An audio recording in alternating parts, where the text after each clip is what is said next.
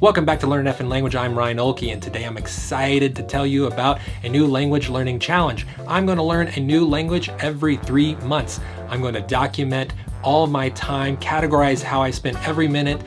I'm going to share with you my entire process and journey, and I'm going to show you before and after. You're going to see the results of my 3 months and see the evidence for yourself of what is possible with learning a language in only 3 months. So let's do it. OK， 跟他说让下巴可以把这个飞度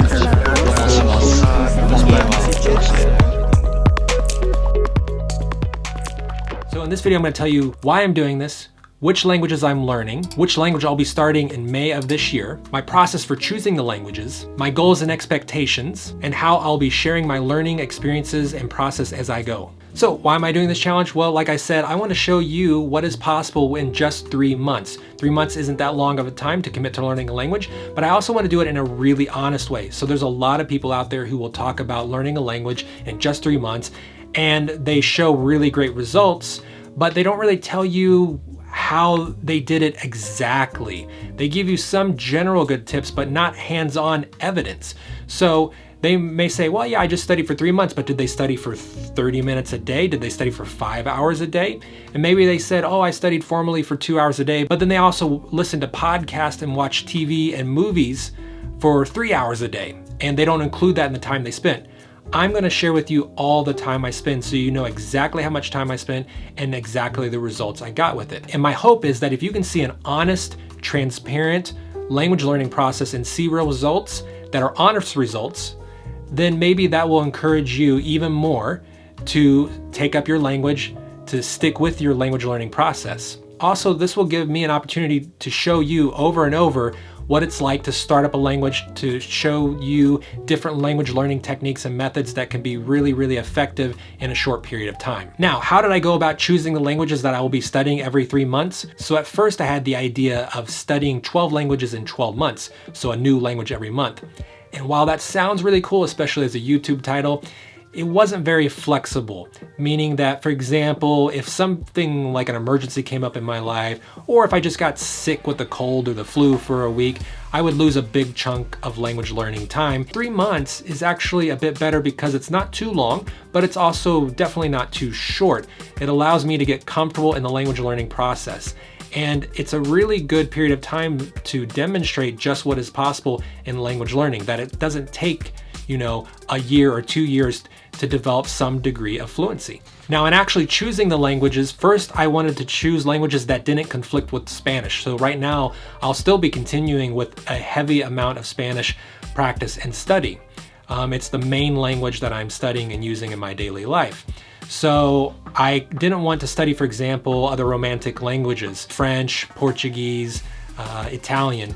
Now, some people will say, hey, it's not too bad to study those at the same time if you're really advanced in one and a beginner in the other, but I didn't want to take any risk of my brain getting too confused. So I'm choosing to study languages that are radically different from Spanish. My next rule for choosing a language was to not have more than one language be similar to another language that I'm starting. So for example, not more than one Germanic language.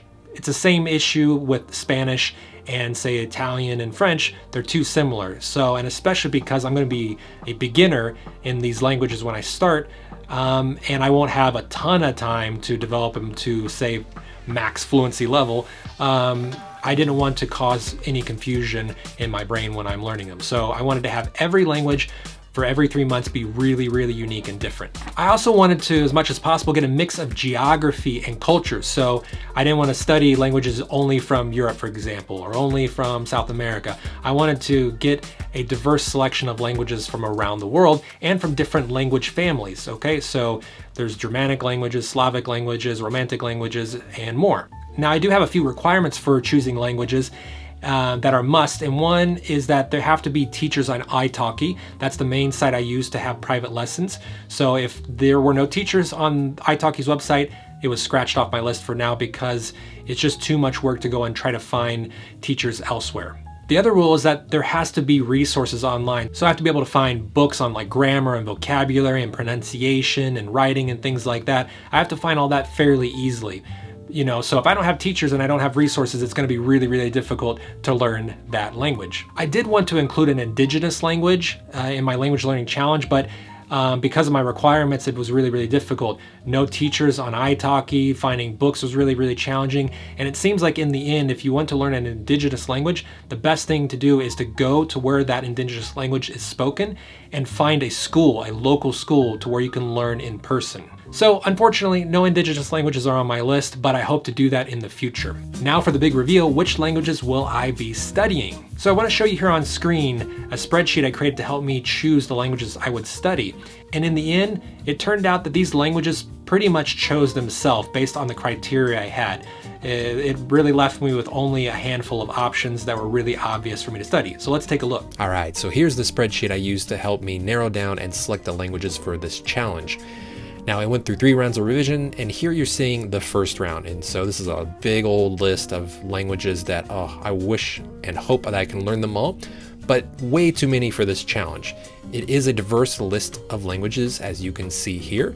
Diverse in terms of language families, diverse in terms of geography. I mean, this pretty much covers the world in so many ways in terms of flavors of languages.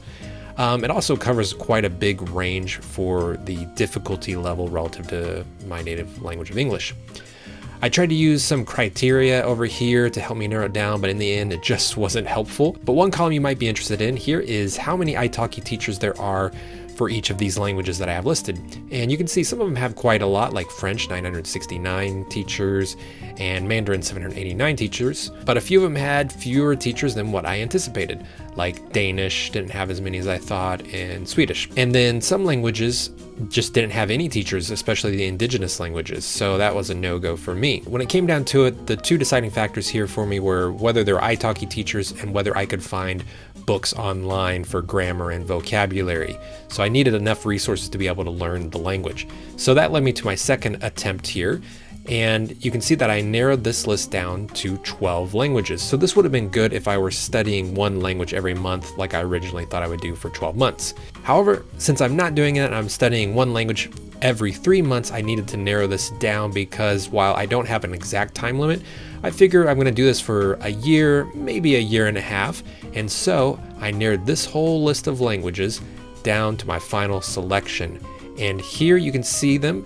This is not in the order that I will be studying them, but they are German, Swahili, Russian, Xhosa, Arabic, and Mandarin. So for me, this represents quite a diversity in terms of languages. These are all really quite different from themselves, although to be honest, I'm not entirely sure how different Swahili and Xhosa is, but I'm super interested in Xhosa, and it represents for me the niche language that I wanted to study. I really wanted to study an indigenous language, but indigenous languages were just too hard to find resources for and teachers for. But Xhosa, there are teachers on italki, so I'm gonna go for it and see what happens. But all of the other languages I have here are really popular. There are millions of speakers in the world, lots of teachers, and so I'm not gonna have any difficulty finding a teacher, and I won't have any difficulty finding at least 1 or 2 books online for each of these languages. So I'm really excited because each language I'm studying is going to be so different, and it's going to be different from every language I've studied before. Now, which language will I be studying first, starting in May? Well, I'm excited to announce that I'll be studying Russian. I'm super excited because one, I teach meditation in a community called Buddhist Geeks. And in Buddhist Geeks, we have quite a number of Russian practitioners there. And I've got to work with them in different meditation trainings. And so I'm really excited to pick up some Russian so that way I could use that with these community members. It also turns out that in the city that I live in Asheville, North Carolina, that in the COVID vaccine sites, they put all the instructions in English, Spanish, and Russian. I was so surprised. I had no idea. And I asked around, and sure enough, yeah, there's a significant Russian population here. I also found out that there's a really cool international grocery store here, and it's owned by Russians. So I have a lot of really cool opportunities in my life to use Russian with the people that are in my life and in my community. So that's why I'm choosing to go with Russian as my first language. And I'll have many more videos coming out about this process. The first video I'll put out will be my plan for how I'm going about studying Russian, including my resources and the methods and tips and techniques that I'm going to start off with. Obviously, this will probably evolve, and I'll share with you how it evolves over time. And even if you're not interested in studying the Russian language, in these videos you could learn a lot about how to start learning a language even if it's a different language than Russian. So I encourage you to check those out when I put them out. And again, I will continue studying Spanish. So I'll be studying 2 languages at the same time. However, my Spanish is already at an advanced level, and so I'm not really worried about confusing these 2 languages. They're very, very different, and I'll continue spending a considerable amount of time every day engaged in Spanish. So I will also put out videos about the Spanish language and how to learn Spanish more effectively and efficiently. So what are my goals and expectations for this language learning challenge? Well, obviously I already have a lot of language learning experience. I already know plenty of methods, tips and techniques and tools to use for successful language learning. However, this gives me an opportunity to really experiment in a very pure way. I'm going to be learning languages that I have zero experience in, that are incredibly different from the languages I already know. And so in this sense, I get to have a very pure start from scratch experience, and this will allow me to tweak my language learning process, to tweak my methods in general and for each language I'm learning. Now, that being said, I do have predictions on the level of fluency that I will achieve in these 3 months. However, this depends on 2 factors. One is how much time I'm able to spend every day or on average in the 3 months. So if I'm only able to spend 30 minutes a day, that'll be different than if I'm able to spend an hour a day or an hour and a half a day. Second, it will depend on the difficulty degree of the language. So what levels of fluency do I think I'll be able to achieve in these languages? Well, for reference, I'm going to use the CEFR levels of fluency. There's 6 levels of fluency here, divided into basic user, independent user, and proficient user. To give you a quick idea of these different levels of fluency, a basic user can do things that are obvious like greetings or asking simple questions and getting simple responses, for example, on how much something costs, where something is at, just getting to know each other in really basic ways. Also, a basic user could probably travel without too much trouble and being able to cover most basic situations. An intermediate level, an independent user, can start to have conversations that feel much more comfortable. So you can spend an hour talking in your language, even if you're making a lot of errors, even if you don't know a lot of vocabulary, you can make do in a conversation. And obviously a proficient level user is incredibly comfortable in their language. They hardly make any errors. They can dominate all the grammar of the language. So for the level 2 languages, based on the amount of time I think I'll be able to spend over 3 months, I think I should be able to easily achieve A1 or A2 levels, no problem, and maybe a B1 level of fluency. We shall see.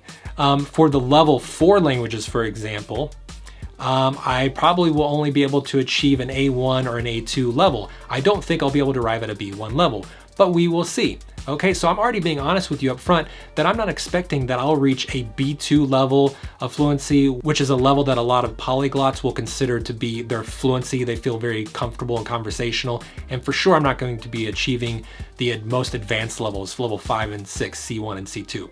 Not going to happen, but that doesn't matter to me. If I'm able to achieve basic use of the language or even low intermediate use of the language in 3 months, that is amazing and super, super encouraging, because if you can do that in 3 months, what could you do in 1 year? A whole heck of a lot more. So for me, I'm going to be super excited, for example, in Russian, if I achieve an A1 or A2 level of fluency, because I'll be actually able to use the language. I will be a basic user, and I'll get to use that in my relationships, in my community, and that'll be super encouraging. And so if I want to continue that language, I'll be able to do so because I'll feel confident and encouraged, and I can do that at any time. Now, at the end of the 3 months of learning a language, I'm going to take an official certification through ACTFL. That's the official language learning testing organization of the United States to verify a person's level of fluency. So I will take an actual exam. The exam will either be a reading exam or a conversation exam. Now, it's probably going to most likely be more of a reading exam simply because those are cheaper, and my reading will be better most likely than my speaking ability. So it may be a little skewed to the higher range, but they're just more affordable to take. But either way, I will be taking an exam so you can officially see where my level of fluency is at. So not just simply seeing me use the language or me self-reporting, you'll see what an examiner thinks my level of fluency is too. Last, I want to tell you about how I'm going to share my process as I go. So first, I'm going to show you with every language all the materials I'm using, my plan for learning the language, and I'll show you hands-on everything I'm doing and using.